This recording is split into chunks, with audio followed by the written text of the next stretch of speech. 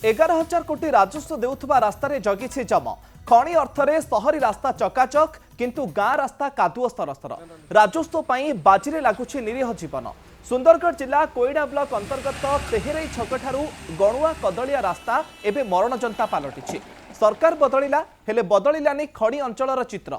वर्षको कोटी कोटीर राजस्व प्रदान करुथुबा ए रास्तार अवस्था एमिति ताहा विश्वास करिबा असंभव। कोईडा ब्लॉक केवल निजर भूतलर संपद बल सरकारी राजकोष को वर्षको 11,000 कोटी टंका देउछि। राज्य तथा देशर आर्थिक मेरुदंड को जाबुड़ी धरिबारे अग्रणी भूमिका ग्रहण करि आसुछि। किंतु ए खणी स्थानीय अंचलवासी अभिशप्त पालटि जाइछि।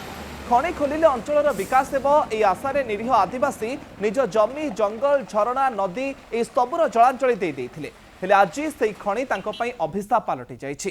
ना निजुक्ति मिलिला ना आयर पंथा एमिति कि जीवन दुर्भिष हो गलानी। जार सत्यता वर्णना ए रास्ता को आपण देखंतु।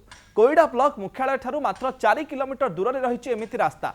तेहेरई छकठारू सर्कीगढ़ गणुआ कदलिया अंचल को संजोग करुथुबा 14 किलोमीटर रास्ता जेमिति दुर्घटना को अपेक्षा करिछि।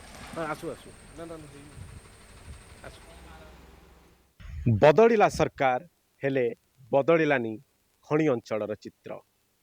ए चित्र जो आपण देखुचंती ठीक गोटे वर्ष पूर्वे मध्य समान स्थिति रे आमे आम चैनल माध्यम रे आपण को देखैतिलु। ये होची कोईडा खणी अंचल। आउ ए जो रास्ताटी रहीची से रास्ता तेहेरईरू सर्गीगढ़ देकी ये संजोग करिथाए मालदा पाटमुंडा एवं गणुआ आदि ग्राम मानंकु। आपण देखि पारुथिबे सीधा सड़क चित्र ए जो रास्तार अवस्था वर्तमान किपरि रही। आपण खाली ए रास्तार चित्र देखिकी अनुमान करंतु एठी साधारण मनीष केमिति यातायात करुथिबे। केवल मनीष नुह गोटे एम्बुलेंस स्कूल गाड़ी छात्र छात्री किंबा जो राजस्व पाई बहन करुथबा ए जो गाड़ी माने से माने भी केमिति यातायात करुथिबे आपण अनुमान करंतु।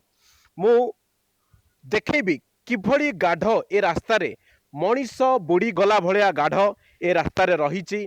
बारंबार ए चित्र आमे देखौचु। हाँ आज्ञा ये होची सेई कोईडा खणी अंचल जोठू वर्षकू 11,000 कोटी राजस्व जाउची। तथापि ए अंचलर बासिंदा निज लुह को पीकी दैनंदिन जीवन यापन करुचंती। आम सामने देखुथिबे केमिति बाइक आसुचंती। मु भाई को अटकेया को चाहिबी। भाई आपण ए रास्ता दी के आसिले आज्ञा केमिति रहितला ए रास्तार चित्र एवं केमिति आसिले आपण रास्ता बहुत खराब हो जाइए। केमिति बाइक चलेया पे आपण कोन बहुत असुविधा होचे। केमिति आसुचंती बहुत गाड़ी स्लिप होचे पड़वार संभावना रोचे। कोन कोन कहबे सरकार को तो ये करूछु जे रास्ताटा केमती काम हेले भल हेबो। आ जाओ से जो बाइक आरोही जनक अटकी थिले एवं कहूथिले जहा कि ए रास्ता रे चलिबा बहुत कष्टकर बाइक मध्य चलाई हो नाही। सी बारंबार से कादुआ रे गड़ खसी जाउची।